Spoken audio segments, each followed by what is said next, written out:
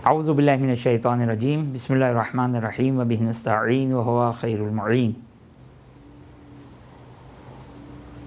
अगर कोई शख्स मुस्तती हो गया, उस पर हज वाजिब हो गया, तो क्या हज वाजिब फ़ौरी है या उसको ताख़ीर किया जा सकता है? अब यहाँ पर तमाम फ़ुक़हा का तकरीबन इत्तेफ़ाक़ है, कम अज़ कम मौजूदा दौर में, कि हज वाजिब फ़ौरी है। वाजिब फ़ौरी का मतलब क्या है? वाजिब फ़ौरी का मतलब ये है कि ताख़ीर करना जायज़ नहीं है। अब यहाँ पर टेक्निकली एक इख्तिलाफ है आगे सीस्तानी का बाकी मशहूर फ़ुक़हा से, कि बाकी फ़ुक़हा फरमाते हैं कि इसका वाजिब शरई है। आगे सीस्तानी फरमाते हैं कि इसका वाजिब अक़ली है। यानी क्या मतलब?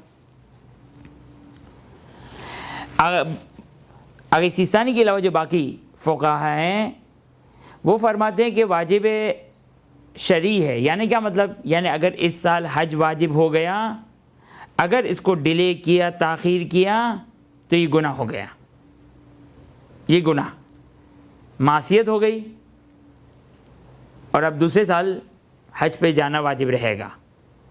अगर उसमें भी अगर वो नहीं गया तो ये दूसरा गुनाह हुआ, तीसरे साल हज वाजिब रहेगा।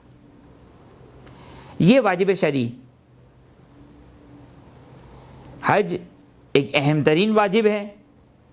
हत्ता बाज़ रिवायतों में आया कि अगर कोई शख्स मुस्तती होने के बावजूद, हज पे जाने की ताकत व क़ुदरत होने के बावजूद अगर वो हज पर ना जाए, तो रिवायतों में कि उसकी मौत यहूदी या ईसाई की मौत होगी।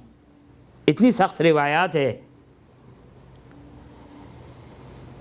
और फ़कत ऐसा नहीं कि इंसान कहे कि चलें जब हम बूढ़े हो जाएंगे उस वक्त जो वो हम हज अंजाम दे देंगे। नहीं, वाजिब फ़ौरी है।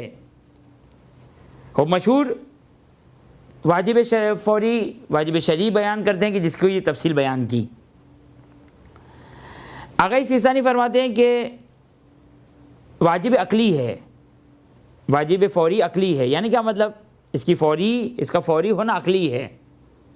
यानी क्या मतलब? यानी अब इसकी बहुत ज़्यादा टेक्निकली क्या फ़र्क है उसको नहीं बयान करना चाहता, लेकिन आगे सीस्तानी चूँकि शरई लिहाज से एक फ़र्क है, लिहाजा उसको जो वो बयान कर रहे हैं कि आगे सीस्तानी फरमाते कि अगर किसी को 100% यकीन है कि मैं अगले साल हज कर लूँगा, क्या आगे सीस्तानी कहते हैं कि आमतौर पर ये होता नहीं है। कैसे हो सकता है किसी को यकीन हो? और शायद मर जाए इंसान, शायद जो कि वो हज के रास्ते बंद हो जाए। खूब आजकल का जो दौर है वो किसी वक्त भी हज के रास्ते बंद हो सकते हैं, हज की छुट्टी हो सकती है, हज तातील हो सकता है, हज के रास्ते बंद हो गए। वो आजकल जिस तरीके से दुनिया के हालात है उस एतबार से कुछ भी पॉसिबल है। लिहाजा आगे सीस्तानी कहते अक़ली लिहाज से वाजिब है कि वो फ़ौरन जाए। लेकिन अगर वो नहीं गया और अगले साल अगर उसने हज कर लिया, तो बाकी फ़ुक़हा के लिहाज से तो उसने गुनाह किया। लेकिन आगे सीस्तानी के लिहाज से ज़रूरी था, अक़लन ज़रूरी था कि वो इसी साल हज पे जाए। लेकिन अब तुक्का लग गया, अगले साल भी ज़िंदा रहे, तौफ़ीक़ हासिल हो गई, अगले साल चले गए। हो बाकी फ़ुक़हा के लिहाज से जितना ताख़ीर करेंगे हर साल का गुनाह मिलता जाएगा।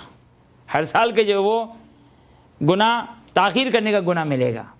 लेकिन आगे सीस्तानी फरमाते हैं कि नहीं, अगर आपने बाद में अंजाम दे दिया तो सही है, आपने एक वाजिब काम को अंजाम दिया और कोई हराम काम अंजाम नहीं दिया, आपने कोई हराम काम अंजाम नहीं दिया।